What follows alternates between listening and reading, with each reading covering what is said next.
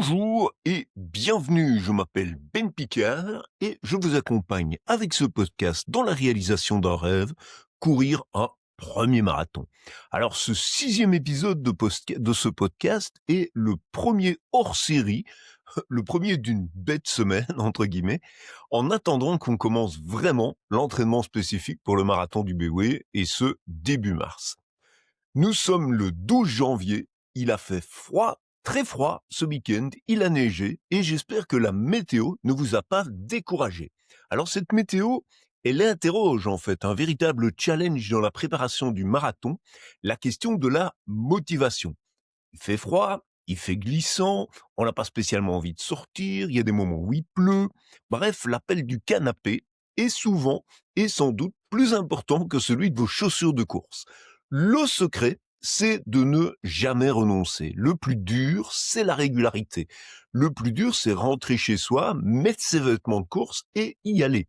Je n'ai personnellement jamais regretté d'être allé à une session, mais les rares fois où le moral n'y était pas, ou la fatigue, et qu'il faudra quand même savoir écouter, hein, nous y reviendrons, me dictait de rester chez moi, j'ai presque toujours regretté de ne pas y être allé ou de ne pas avoir pu y aller. Bref, motivation et régularité, sortir à tout prix, voilà évidemment un élément clé de la préparation du marathonien. On en reparlera s'il fait froid et d'ailleurs aussi s'il fait chaud. Un des éléments clés, c'est de bien s'habiller. Et le secret pour bien s'habiller en sport, c'est d'y aller par couche. Moi, j'ai pas mal de potes qui me demandent: «Tiens, qu'est-ce que tu mets comme super veste?» Eh ben, j'ai pas de super veste, en fait, j'empile des couches. S'il fait vraiment froid, comme ce week-end, hein, à un moment donné, on a couru à -2, eh ben, je mets un mérinos en dessous, une couche longue manche, une veste très légère, la même veste que je vais peut-être utiliser au printemps ou en automne sur un t-shirt et un coupe-vent, coupe-pluie. Puis je prends des bonnets, des gants. J'emporte une barre de céréales, je bois bien avant et après. Ça peut être utile sur certaines distances d'emmener de l'eau, on en a déjà parlé, et puis j'y vais.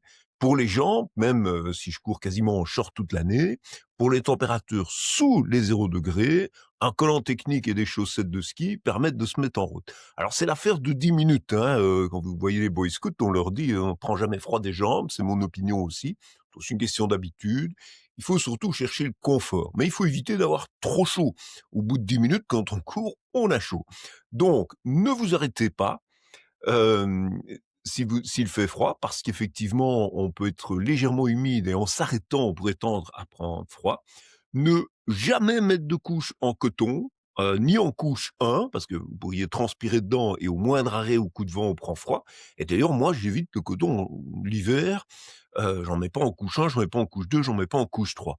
Je prends un coup de vent, même s'il ne pleut pas, pour le vent, hein, la température ressentie peut être bien inférieure à la température réelle à cause du vent. On le voit d'ailleurs, les cyclistes, même en été, heu, lorsqu'ils montent un col, arrivés au-dessus, ils enfilent une espèce de caouet en manche pour redescendre, pour pas prendre froid dans la descente. Même topo ici pour les coureurs.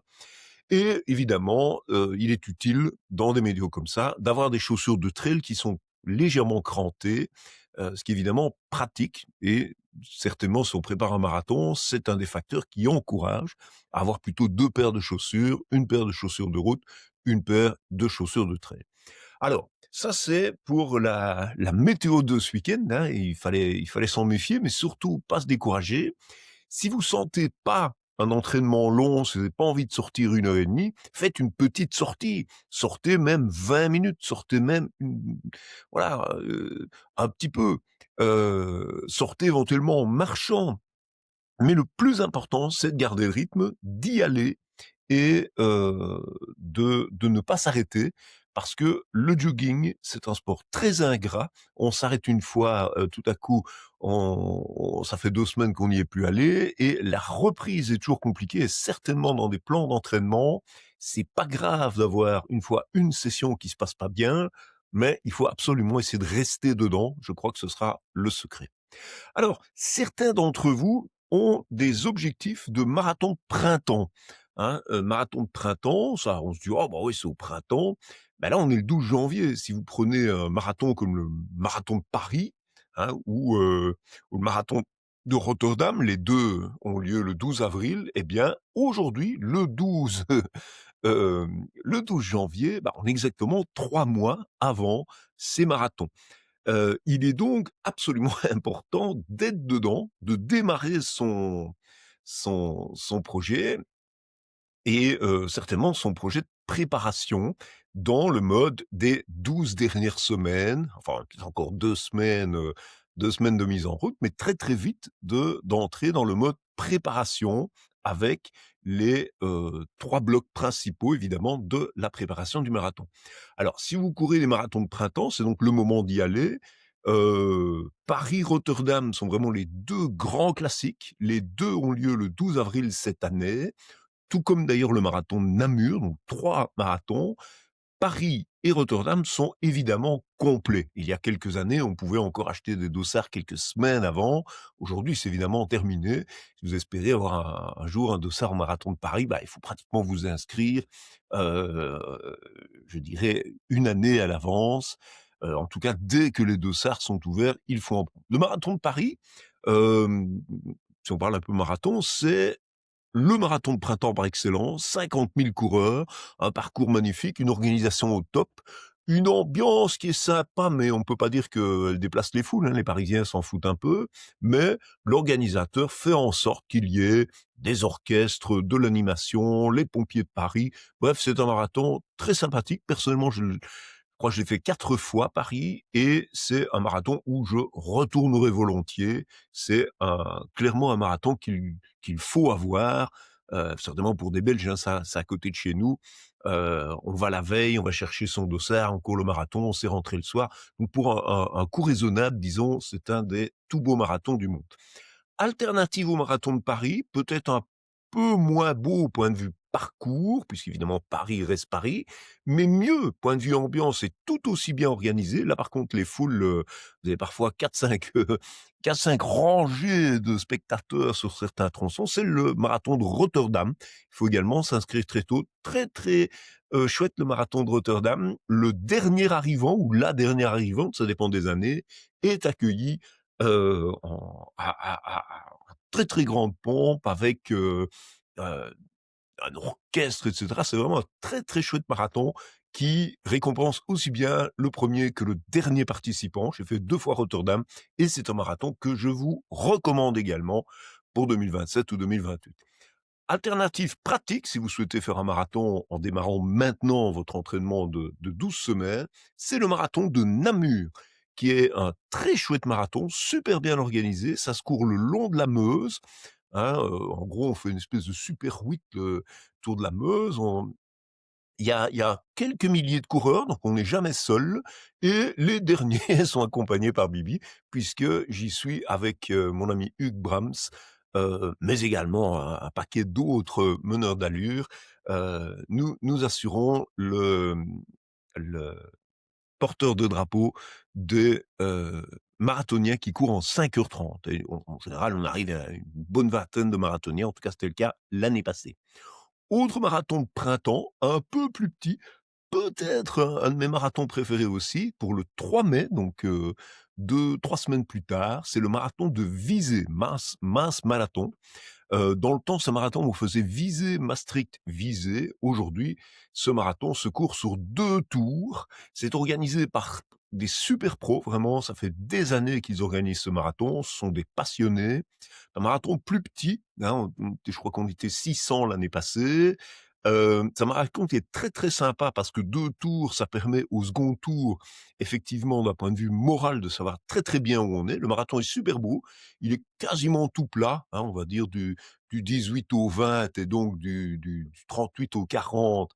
Il y a un petit tronçon montant, bon, dans peut-être la zone la moins belle du marathon, mais tout le reste, c'est vraiment très chouette, c'est le long de l'eau et cetera. C'est très bucolique, un marathon très bien et c'est un marathon où, vous avez la possibilité dans le second tour de demander à être accompagné par un ami ou une amie en vélo. Donc si vous voulez, vous faire accompagner par votre époux ou votre épouse, sur la deuxième partie du marathon, pour 6 €, le vélo reçoit un dossard, le même que vous, version vélo, et peut vous accompagner dans la deuxième partie du marathon. Marathon très, très chouette, Hem, je sais plus combien je l'ai fait, mais certainement une bonne dizaine de fois. Il faudrait que je compte mes médailles ou mes t-shirts du marathon de Visé et ça reste pour moi un incontournable. J'y suis chaque année. Marathon que je vais tenter, disons, de courir un peu mieux que d'habitude puisque je tends à être très relax dans la plupart des marathons. J'avais fait 4,26 l'année passée avec un négatif split qui était, comme je l'ai déjà raconté, la première fois en 60 marathons. Alors le Kikourou de cette semaine, nous sommes le 12 janvier, le 17, donc samedi, c'est la reprise du challenge du Brabant wallon. 19 épreuves en 2026, donc on explose les compteurs.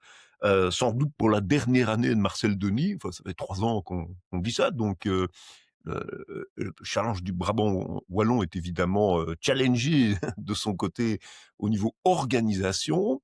La plupart des courses du Brabant wallon ont lieu le samedi après-midi, ce sera 12 fois cette année, parfois le dimanche matin en général, 5 fois et un jeudi à Bierge, donc près de Rixensart, entre Rixensart et Wavre, dans l'épreuve organisée, le fameux bûcher, hein, avec sa célèbre côte, mais il n'y en a pas qu'une. En tout cas, celle-là est terrible, organisée par mes amis du Riwa.